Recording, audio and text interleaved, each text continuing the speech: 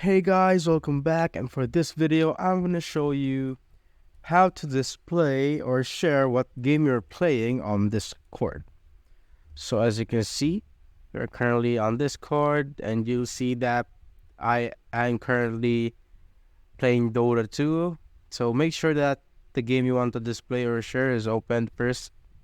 So just go to your settings now, and in here just go below here and go to activity privacy. Once you're here, you'll see this. Make sure that this is open, like display card activity as a status message. And you can open this to share your activity status by default when joining large servers. And here you could also turn this on. It's up to preference.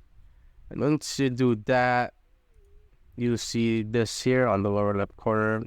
So now you can display the status or what game you're playing or app.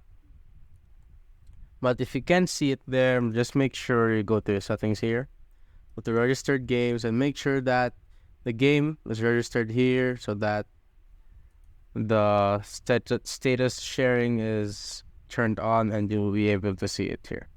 So if you have found this video helpful, simply leave a like below or subscribe because it helps reach more people.